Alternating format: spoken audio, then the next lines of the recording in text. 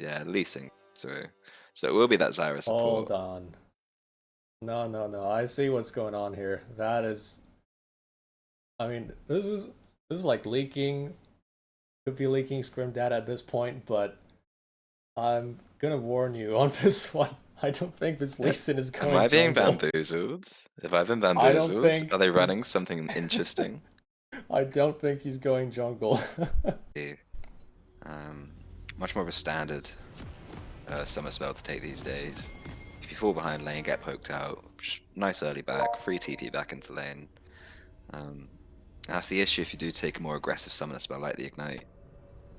If you don't get that initial lane kill, or you don't get any lead at all, it does end up feeling a bit wasted when you can't get around the map and you do end up missing farm experience and you do fall behind that way.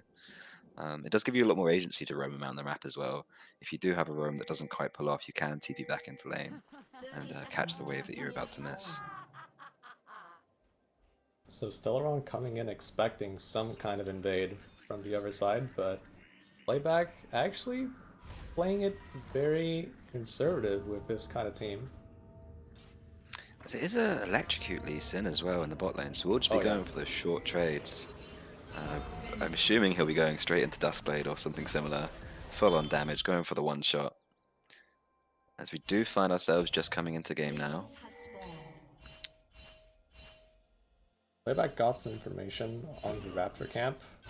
Oh, it's very likely that they will see the jungler coming, or if they don't, they can, try to figure out what this path is based off of not seeing him on Raptors. As So, we do see Stellaron stacking up here. Will they go for an invade as it is just the 5-man spread out and the ward and the tri-bush for PlayBack? As Callista now uses her spear on the Lee Sin, killing him and bringing him back to life. just want to quickly check with you, like, how far are you into the replay? Because I'm at 2 minutes and 2 seconds. You're at 2 minutes 2. Okay, I am further behind. Let me skip ahead. Okay, I've caught up now. I'm at 2 minutes 10. Yep, there we go. Yeah, cool. Caught back up. I think my replay started a bit later. As we do see some aggressive trading in the top lane from the Kled. Does hit that level 2 first before the Renekton.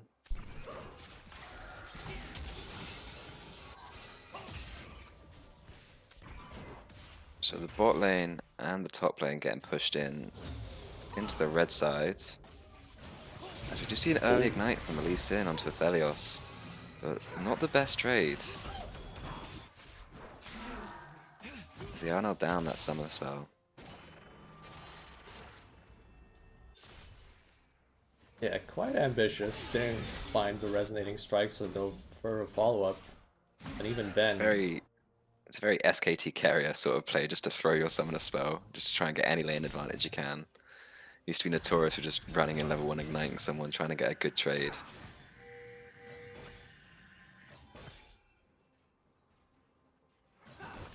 so by the looks of things, PlayBack have pretty much full information of Ooh. clear. Oh, big flash from Momo Deviluke. That forces the flash from MDip. He follows up the play anyway. The heal comes out too from Time Gear, so that's 2 summoners blown. But we do see the Echo now pathing down into the bot lane, potentially looking for that gank as the Q does hit from the Lee Sin, resonating strike. Is ignited. Can the Aphelios catch him? away, He but does. Granny Spanner trapped. Does not get Oh, the and it's- kill onto the Oh, Aphelios. the plants. Oh, nice root. Can Gardevoir get at least one back? Not quite. Don't believe she can. Hasn't got the damage to follow up on the low HP bars. As Yusuf does get the remount. Just To barely. be an all-in top side. Does he have killer? I'm As not. he does flash forward and secure the kill there. I Was a bit of forgot. a spectator bug there. I could not quite But he recall does manage to, what the does manage to W secure the kill was. there. Yeah. Yeah, playing on the knife's edge there. Phoenix thought he had the angle with Renekton. But Kled obviously, in situations like this, you have to make sure that you can actually burst him down before he gets his remount. Otherwise, the tide turns quickly. Very well played from Yusuf there to get the remount, hit all his spells on the remount, and then burn the Renekton flash as well while still killing him, which gave him that flash to catch up with him and secure the kill at the end there, so very nicely done. Managing his rage bar perfectly. As he does now have the level lead over NX. He actually holds the freeze. Phoenix forced to try and push this in, but now Hawksbill comes at just the right time, but Slice and Dice comes out. Want to keep him safe. Oh, with Deviluke. I don't know if you want to be in this position. Okay. Safeguard out. Yeah, wise choice there. They're quite a stacked wave. You don't want to be taking all that minion damage going in. And the Aphelios did get a little bit of the goal with the kill and the assist in that skirmish earlier. So he is sat on that Serrated Dirk to the Callista's Dagger and Doran's Blade. So they will not be winning any damage trades at the moment. Are going to need some help down here to recover, I believe. But the Zyra is now taking her Krugs at the moment, so nowhere nearby. So they will just have to suffer getting pushed in here. And trying their best to see us under tower. Which the Callista is quite good at with the Rend. Oh, Resonating Strike in, instantly CC'd by the root and the passive from the Nautilus. Well played from the Nautilus there to stop the Lee Sin engage as it happens. You could see Momo Deviluke wanted to just quickly resonate and strike in and safeguard out, but does get CC'd. Went in, didn't quite have level 6 yet. Now he has it. So Yusuf respects that fact and presses B. We want to give up the kill. As we do see, not after only a little bit of action happening, there is now a 2k gold lead for blue side here.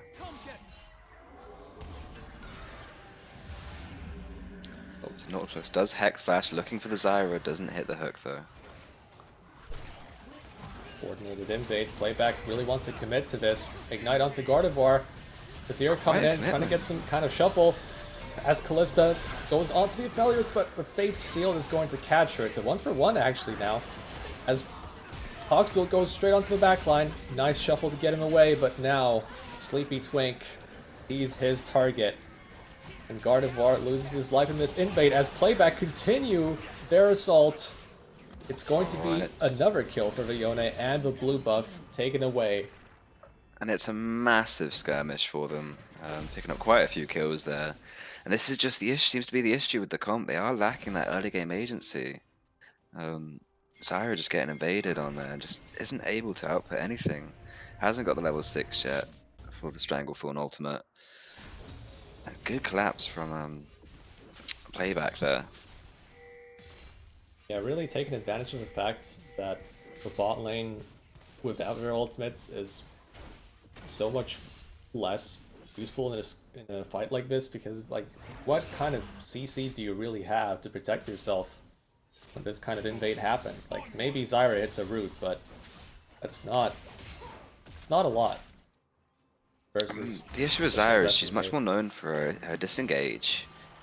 You don't really engage with the Stranglethorn once you hit the root. It's more for when the enemy team is running into you. You can put that ultimate down. It's an area they can't run into without getting knocked up. And I guess the idea here was for the Callista and the Azir to be free farming, I guess. Free firing the enemy whilst that's up, but they are just falling a bit too far behind in the early game here. So they will need to recover something somewhere. Phoenix Pop Dominus didn't quite do much with all the fury that he had. Yusuf still ahead in the matchup, actually going for a Serrated Dirk. That's a very aggressive option for the early game. And if we look to the jungle, Echo has got an early Magi. He's 2 stacks already, no.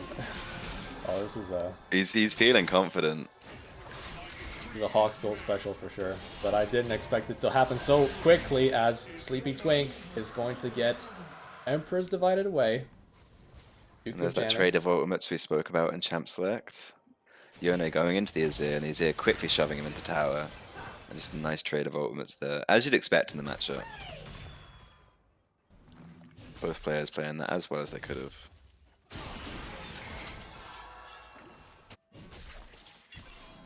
Applying so much pressure with this Yone.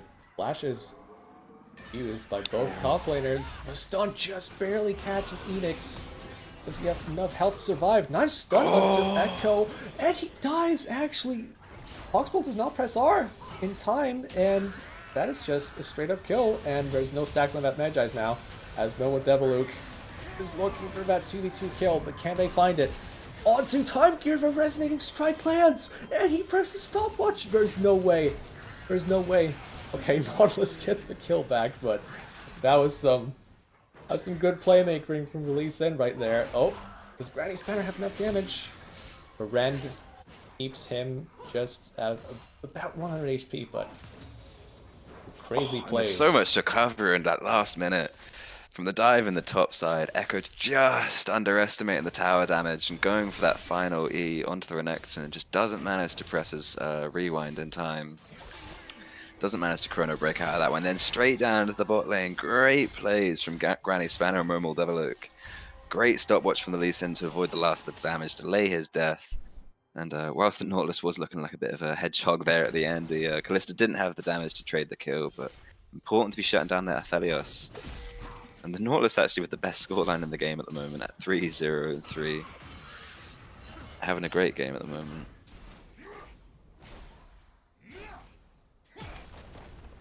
I'm looking at these items on PlayBack's side, and I see a lot of interesting choices for sure. There's the Medjais with 0 stacks, as we just saw Echo die. There's the Collector, rushed by Aphelios, but we have no time to talk about that, as Yusef just straight up mauls Momo Deviluk as he stands. But now, pretty nice disengage from Stellaron. They're gonna get a kill back as they continue to fight for this Rift Herald. Nice fate sealed onto Carnivore. He's going to fall. Sleepy Twink once again. So good on this Yone. It's just Azir versus the mid-jungle duo of PlayBack. There's too much damage to handle all of that. And now the dive on the other side as well. PlayBack just taking 2 birds with 1 stone. Both plays on both sides of the map, and they managed to make it happen. And it's just falling down across the map from there. It looked so promising at first for Stellaron, but the Yone just come through, stacks that lethal tempo, and just starts wailing down on them. And does manage to get 2 kills there. And they do trade 3 for 1 in the end. And did they secure the Herald there? They did, yeah. So wins across the board, as well as getting the dive down in the bot lane. Granny Spanner on her own in the Kalista just hasn't got the peel for herself to avoid the dive from the Nautilus and the Aphelios. Oh. Creative Hex Splash from Ended. They're trying to get some kind of engage onto the Azir, but now he has that crown, so a little bit harder for them to just get the straight up one-shot. Feels like in this game it does look like a good option versus the enemy team. Normally not as much of a fan, but it seems to be working well here. But Granny Spanner once again falls to the bot lane of PlayBack. Yeah, really having a struggle game here. That's another thing with Kalista. It's very much important for her to get that early lead. If she doesn't, she does fall off quite hard. And as you can see, she's not even close to a mythic yet or a first item. Looking to get that, looks to be a Blade of the Ruined King. And she's already down a Collector to the Aphelios, who's looking to get into a second item very soon. As Momo Deviluk is just one shot. Good ultimate from the Azir though to push back the Nautilus and the Kled. It's absolute chaos down the bot lane. As the Kled does get the remount, the Yone ult comes through, but he does miss it. But they do manage to pick up the kill in the end. Kled is going in. Can he get the kill on the Syra? Dismounts and does secure it, but does trade the kill over to Granny Spanner on the Kalista. He does get that rend. Sleepy Twink gets to follow up, but doesn't hit that 3rd Q there. And now Kalista ult with the Lee Sin. Can they get anything? Oh, it does just miss the knock up there. Sleepy Twink going through. Oh, and Yone is just so big right now. As Momo Deviluk does get the Aphelios on the backside. Oh, and does flash away, just delaying his death here maybe? Don't see how he gets away with this one without flash. Oh, he does. He absolutely pulls a hoodwink on Sleepy Twink. But Sleepy Twink does get the movement speed from this Unleashed Spirit at the end there. And does manage to pick up the Claw. Almost absolutely juking him out there, but does get that in the end. And lots of action there down the bot lane. But once again, Playback does seem to be coming up on top at the end of the trades. No one able to shut down this UNL. And when the mid lane is this far ahead and able to just move freely around the map, there's no fight that Playback aren't willing to take. And then, like, the Kled can also find windows to roam, and with the ultimate can actually join his team pretty quickly, so yeah, Playback just willing to scrap at any point in time at this point. They're just feeling very comfortable. It's coming up to a 6-7k gold lead now for Playback, and we did just see Nautilus trade flashes with the Callista there, so she will be a lot more vulnerable for the next 5 minutes. Really can't walk up at all now. As we do see, there's leads across the board in every role. And it does just seem to be the nature of their draft. There just isn't enough agency, and there hasn't been the picks that they were looking to get in the early game. As we do see Granny Spanner now caught without the flash that we just traded with the Nautilus, and does go down to the Oni and the Echo.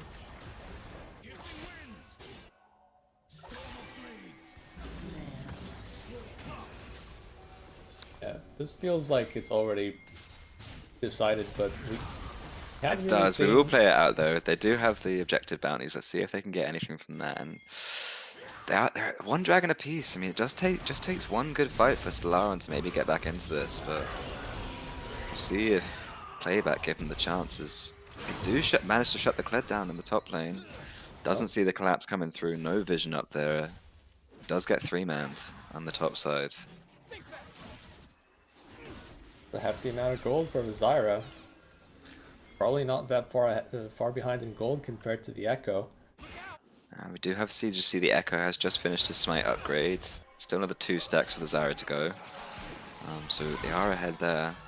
Zyra has farmed quite well this game though, surprisingly. I wasn't sure how her clear speed was going to be, but she's managed to keep up pace decently with the Echo. It's just the ganks just aren't there. It's too difficult to get close enough to root and then someone else to help follow up some damage. So we do see NX get caught in the top lane. Can he get out? I don't believe he can. Yeah, this There's is another kill at the top lane. Yeah, this is looking rough, yeah. Down 12 kills and 8,000 gold now. As can they get the Aphelios here? And there is that combo we talked about in draft. The Callista into the Lee Sin insec. Flawlessly done. Great catch, but can they get out? Echo's zooming at them. Yep, Jonah is once picking again up the on kill the on the flank. Zyra. Yeah. And Granny Spanner once again caught on the Callista. Living the life of an ADC at the moment. And the Nautilus ult just for good measure. Yeah, once Playback's jungle mid gets going, usually the ride just doesn't stop. You have fights on top of fights. Like, they are just looking to fight you at any stage for pretty much anything. Like, they're this far ahead. Obviously, it's well within their rights to do so, but... We do see Nautilus cancel the Azir there, Nice. but Duke of Jamming does get a good ult and the stopwatch to save himself there. As we might see them getting a bit over-aggressive here. The Aphelios snipes him from really far away. Can we at least get the Echo? He does not have his Chrono break. Oh, he gets him with the Time Winder from downtown. Here comes the Zyra. Oh my god, and the Aphelios just ults and one-shots the bot lane. And the jungler for Stellaron. 200 years coming into full effect. That's... Now we know what the Collector was for. That was a lot of damage. Yeah, that was a lot of damage. As Yusuf does get the remount in the top lane. Going for the tower dive. Oh! And just just miscalculates the dismount, losing the tower shot, and does go down to the Renekton in the end. Quite a few trades coming through, but I just don't think it's putting PlayBack far enough behind, or they're losing enough off these trades that Stellaron can come back into the game. We're looking at 10k gold lead now at 20 minutes. It's looking quite insurmountable unless some miracle play from Stellaron comes through. They need a big combo with the Zyra and the Azir. Maybe some sort of Renekton flank, because he just gets deleted by Hawksbill in the top lane. As he looks to get the last of that tower, but does seem to overcommit for it in the end. As we do see a TP now from Stellaron, looking to secure their second dragon. Cloud Dragon's a lot stronger than people seem to think it is. It is one of the highest win rate dragons and souls in the game. Movement speed vastly undervalued by a lot of players. Just being able to rotate between sides of the map and catch up with people, as well as disengage. So maybe this could be a way back from into the game, but I feel like they're just going to be stat checked at every opportunity now, and the bullets are going to be thrown at them from PlayBack. I do see Hawksbill go in, but does have the Chrono Break just to safely get out of there. Nothing really lost there from them. Ooh, straight onto Aphelios, but he still has the Gale Force to get away. Yep. Does blow the flash though, but that was a trade of flashes from the Callisto and the Aphelios there. So maybe something they can capitalize on in the future, but we'll see. They managed to get that Cloud Dragon. It's now 2 dragons to 1. But when you look at the items, it does paint a much bleaker picture for Stellaron. You look at Vizier. He's running Crown and Zonya's Hourglass. These are not really items that give you a lot of damage, but they do allow you to initiate just like this. Okay. I mean, if that's how you're gonna use your Hourglass, then that's pretty good value. They get the shutdown. The thing with Azir is, these are great plays you can make now, but I don't know if they would focused on engaging. There's the insect, into the stun, into the combo. Sleepy Twink falls. He hits that ultimate, but it's not enough to turn the fight, it looks like. Stellaron may have finally gotten something out of PlayBack being very greedy as Echo just completely explodes into the fight. But now he has to kite away. Oh, for rewind! That's insane damage. Gets the triple. Could actually be a penta if he keeps going. Oh, does he He's on for it. He's on for it. Oh, the hook misses. Oh, he's going to catch on. Is he going to get denied? Oh, the Time Winder though. Gets it. And he does get the pentakill. Absolutely mad plays from Hawksbill there to recover that one from what looked quite bleak at the beginning. Sleepy Twink and Yusuf both getting caught, but 3-item Echo with the Medjais does come through and pick up every single one of them. The Chrono Break was back up from when he used it earlier, and he perfectly times it to a one-shot Momo Deviluke on the backside there. And just great use of positioning rotation of spells to pick up the pentakill there. What a play from him to recover what looked like a very bleak situation at first. As we do see Nautilus caught by the Lee Sin. It's not the end of the action, it looks like. Okay. Seems to be just one kill. Oh, Resonating Strike. Hits it again. But Momo Deviluke, he's very squishy. You can't afford to just be running into people like this. Oh, well, hold on. Yusuf may now be the one that's overextended. The stun doesn't quite come out for Renekton. He flashes in for that kill. Yusuf falls finally. Sleepy Twink once again with a Fate Seal, but he's too low on health to keep going. And once again, Stellaron get a pretty good fight. But this feels like we're in a bit of a deja vu situation as Hawksbill. As Hawksbill is just absolutely huge. Absolutely one-shotted Granny Spanner there. But we do see PlayBack dropping the ball a little bit. They are handing over a bit of gold, and trading in these situations when you're this far ahead is always going to be beneficial for the other side. These are kills they don't really need to be giving over when they're this far ahead, and it is giving a glimmer of hope for Stellaron to get back onto the game, as the gold has kind of shrunk from a 10k down to 8k now. Oh, good jamming. Going for an aggressive play onto the Aphelios. Just needed one more auto to get it. But just misses out in the end there. Doesn't have the damage to follow through.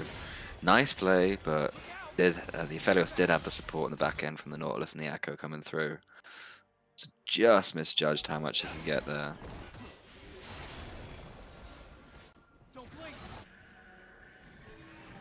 Yeah, last time we talked about Azir, he just had Zhonya's in Crown. Now he has that additional Shadow Flame.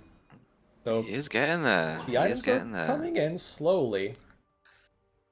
Not sure if this Kalista is now on still her. like a time for Playback to be concerned, but yeah, you can't quite afford many slip-ups anymore, but does it even matter when Hawksbill can just do that to the enemy ADC? Kalista looking like a cannon minion at the moment. Oh dear. That was that was quite brutal to watch, to be honest. Honestly, I think cannon minions die slower than that, as I think Hawksbill so. I think so as well. gets another Oh, kill. dear. Still 25 stacks. 25 stacks with the Rabadons. This Echo is just spitting out damage right now. They try to get a kill onto the Nautilus, they will successfully do so, but this just feels like Playback toying with their food. Hawksbill can just go wherever he likes. It's so illegal, but it Bonus just doesn't movement matter 'cause he's speed. so ahead. Gets him away from turret aggro. He can just keep going. And that's the thing with these champions, they just have so much safety built into their kits here. The Yone and the Echo, both having snapbacks to be able to just get back to where they previously were, out of danger, and what looks like where they're committing to, they're not committing at all, because as we see, Yone can just go in, go out, as with the Echo when he has the ultimate up, which is level 16, only about a 30-second cooldown now, and even less on the Spirits Unleashed for Yone. Well, that was a little bit too much from Playback's mid laner. He falls, As I but do get caster cursed for the first time, thank you very much, Sleepy Twink. As he does overcommit there. oh, hold on. Oh, this time he dodged the Time Winder, but not out of the woods just yet. Hawksbill really wants this kill. The stopwatch He actually is safe saves at the him. Callista up in the end, yeah. That is not a stopwatch, my friend. That is a Zonya's Hourglass on Lee Sin. Oh no, I forgot. He No. actually used it before. No, I didn't even he's look. had it for about 5 minutes now. He used the stopwatch and then instantly just upgraded to Zonya's. He just wants to go for those plays in there. Wow.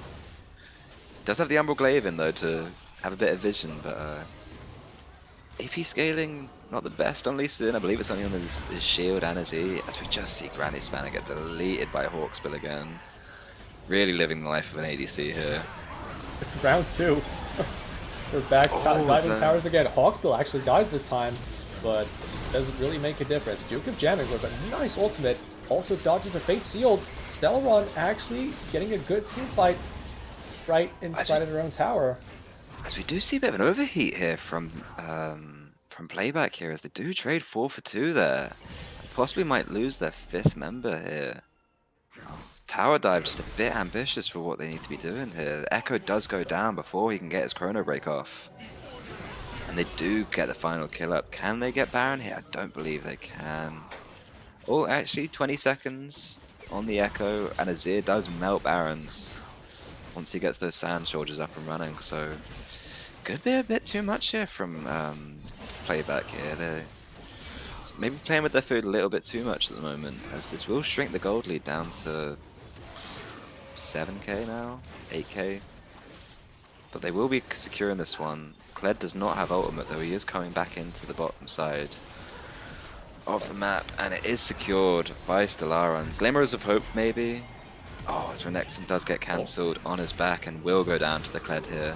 Don't see a way out for him. Oh, Flash. Flash does save him in the end there. That is now down the ultimate and the Flash for at least another... The ultimate for another minute and the Flash for the 5 at least. But Baron secured. Bit of life into Stellaron. And the Kled ult's coming through. Looking to engage onto Granny Smith, who... Granny Spanner, who does just manage to get out. Hawksbill with an engage into the team of Stellaron, but immediately gets knocked away by the Lee Sin and not press R while he was in the air. So once again, Playback stopped in their tracks, and it feels like the wheels are coming off. Well, let's see how it goes though. But still, It Sleepy does feel like String, they're getting a bit overconfident a now. lot of damage. Duke of Jamming. Whoa, what a nice cancel there from Sleepy Twink, but wasn't enough. Stellaron actually winning the fights now with his Baron buff in tow. They can maybe keep pushing. Momo Deviluke pops Hourglass again. Duke of Jamming really wants this kill, and he's going to get it. Stellaron And We are The closing dive the just gold works gap. perfectly. The dive just works perfectly with the Zonyas, and they're down to a 3k gold deficit now. Complete change from just 1 minute ago when they were down 7-8k before the Baron. Wow, really pulling it back in here. And These are still some long death timers. Stellaron really wants to keep this going. Double TP's committed, but okay. Homer Devilic is one shot Now you by see, the now Echo, you who is don't. off. Yeah. Echo performing some magic tricks to the enemy team. Yeah. I said before that it wasn't quite the time to be worried yet, but that was when Stellaron was like 8k gold behind. But we're not at that point anymore. We are not there at the moment, and as we get later into the game, the gold means less and less as people start to catch up to each other. Echo's already at his full build and is not going to get any stronger from this point unless he restacks that Magi's up. And if we look towards the mid lane, 4.5 items now for the Azir, just looking to finish off that Void Staff. And he's actually ahead of the Yone now, sat there with a 450 gold shutdown. Level 16 to level 15, they've really overheated it. That tower dive in the mid lane has just really set the mind where they all just committed and it didn't work out for them. Really gonna have to take stock here and maybe play a bit more measured, a bit more macro, slow the game down again, let Echo get onto their backline, go for the one shot, get out, and then secure some objectives again. And you can see how little it takes for W4D1 to have to back away in this spot. Mid lane is being pushed in by Stellaron's minions, but they still can't really do much about this situation. But PlayBack, dragon stacking continues, but yeah, as it stands, Stellaron feeling really good about the situation. They managed to claw their way back into this somehow. Well, somehow. We have to just say it outright. PlayBack fumbled the bag multiple times. They really did. The wallets were just a bit too enticing, and whilst they threw them at them, they seemed to be trading it as well. So, handing over a lot of that gold. And that's how we ended up in this situation. But when I look at We'll this see Echo, if they can capitalize. But League of Legends is a very momentum-based game now, and Stellaron gotta be feeling good about themselves mounting this comeback now. They do feel like there's that hope now, which 10 minutes ago they probably couldn't see at all. But they have the items now. Gargoyle Stoneplate just picked up on the Renekton. Will give him that bit more of the tankiness along with the Sterax. He's just looking to go in, proc both of those shields, live for as long as possible, and get the Azir. Oh, but So Hawksbill no longer able to one-shot the Lee Sin, Yeah. who has got that Gore Drink in it, and the Merc Treads. So damage is falling off a little bit for the Echo. It's probably still able to one-shot the Callista, has no defensive item yet built. We're probably looking to pick up the Maw or Malmortius at some point to go for to survive that one-shot, as that is just happening over and over to her most of the game. But yeah, really, the carries of Stellaron really looking pretty decent now in terms of items. As we do see Sleepy Twink get caught here, but does just have that snapback to get out easily. Not too concerned there. I feel like they just need to get the pick on the Aphelios first. Or if Echo overcommits, be able to CC him and quickly kill him before he can snap back. We'll see how it pans out though. As the support Lee Sin, 7-14, has had his moments, but has made some good plays that have saved them back into the game. yeah, Kicking the Echo or the Yone so he can't snap back as quickly. Did you see Hawksbill looking for a pick on the Zyra here, who does manage to get the stopwatch? Oh, not again! He falls again before getting his combo off. But now, Aphelios has a lot of time to hit the front line of the opposing team. Can he make it happen? Oh, look at what's happening on the other side! The backline is assaulted by the Yone of Sleepy Twink, but Duke of Jamming has enough damage to fight back! Oh my god, he's doing it by himself! Oh wow, what a play from Duke of Jammin. Great ultimate. Seems that he managed to get the Yone stuck on the wall there, just managed to free hit him to death. No Wow, way. what a massive fight. 4-for-4 trade, but it will be. Stellaron coming out on top with Duke of Jamming having the agency to push on now. I don't believe Aphelios can get too near him because That damage is just very crazy from the We'll Azir want to right clear now. this wave, and due to jamming, he has to be careful about the AoE damage, and actually forced to back away. Playback saved the game, even though... Time Gear, very thankful for having the Infernum gun there. Easy wave clear. Does manage to kill those minions before Duke of Jam can even get a single auto on the tower. But wow, what a fight. 4 for 4 trade. Okay, I have to notify the audience of an important development. The Magi Soul Stealer is gone from Hogfield's inventory. No more. First item bought, last item sold. We are done with, you know, we've done some trolling, but feels like now it's time to play serious. But is it too late? Is the question. They get the Baron. Instant Baron. Instant engage from Playback, but right now it's just Renekton getting hit. Nice damage coming in from the Aphelios, but look at the Azir, what he's doing to the Aphelios on the other side. Can they even stop the Azir from dealing with damage? No, they can't! Emperor's Divide just at the right time. Duke of Jamming is carrying Stellaron on his back. Oh, Duke of Jamming is just having a great game at the moment. Really got the team on his back. But I will note the Zyra ult was massive there. Completely shut down that middle zone and knocked up 3 members of Playback on the end there. So Duke of Jamming just had no threat on him all game there. All fight there. And the Echo just has to chrono break back straight into the Azir damage. And gets absolutely one That shot. was one tower shot. And then he gets hit by another. Like, that damage. If I remember, the Azir tower does scale with his AP actually. It's not a standard turret like you think. So late game like this, it is going to be doing a lot of damage. 902 ability power on this Azir. That is a fully scaled up Azir, that's for sure.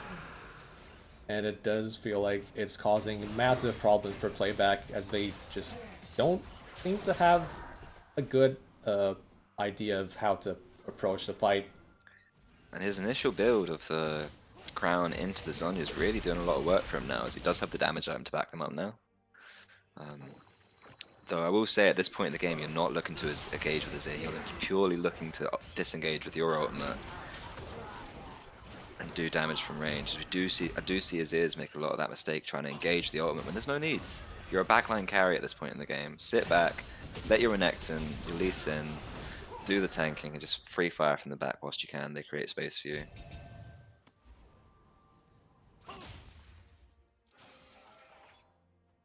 Yeah, You do see Aphelios looking to get his last item now. Still ahead of the Callisto. Just not much of a surprise seeing how much grey screen she's seen this game. oh, Foxbill looking for something again, but now he's... Gardevoir does need to be careful though. Yeah, Echo can get over that wall. surely now the Echo's feeling the pressure of all the mistakes that have happened before. Now he's maybe second guessing himself, maybe not looking for the engage that would have been beneficial for his team. But yeah, At this point in the game, when it's so even, one death can really just explode the game, where it just falls down one after another. So you really have to be careful with his engages now. His lead from earlier is just not as much as it was before. He's no longer just one-shotting everyone as he would have been at 25, 20 minutes into the game. People have now caught up in items and in golds. Starting to see level 18s tick up across the board. Just Granny Spanner, the only one of the mid-jungle bot at level 16, as the rest of them are on level 18 now. This game is really just going to come down to, can Playback get onto this Azir? we look at what's happening right now, and it's a lot of just standing mid, not a lot of utilizing the side lanes. This is something I feel like that you have to do versus a champion like this. Like, Azir is not going to let you just go straight down mid. He has more than enough wave clear and the distance, but gets caught by the depth charge. Zhonya's pressed just in time. He stays safe. I do feel that was a slight overstep from Duke of Jamming there. Does have to burn the Zhonyas and the Flash there, when he probably only needs to burn one of them. That could be crucial.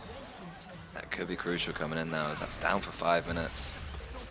Look at that damage. Forcing the Echo ult out, just so he doesn't go too low. Just a few hits from the Azir, they're really wailing down on them. We do need to keep our eyes on the Aphelios now, also full builds. Duke of Jamming goes in, Emperor's Divide whiffs. Hawksbill, can they get him? Flashes away. Stellaron trying to go on to the Echo. They can't get them this time. And it's Stellaron spread out inside of his fight. Not the kind of fight they were looking for, as now they're continuing to go in because they still have the Azir that they can protect. But can he carry this fight is the question. He has to stay safe. Sleepy Twink, he gets the right knock up this time. And PlayBack, they finally get the fight that ends this game. But what? Massive play from Sleepy Twink at the end there, hitting the knockup. Wow. Felios just coming through with all those items, all that gold. And that looks to be the game now. Fortunately, Stellaron just couldn't hold out. What a chaotic game this has been, and now you have to wonder. Nautilus does go down on the backside. The Zhonya's Hourglass, that juke of jamming dash forward actually forced out his Zhonya's, and then he didn't have it at the last fight of the game. Yeah, and that could have just been what just turned the tides there for PlayBack finally. It's a lot.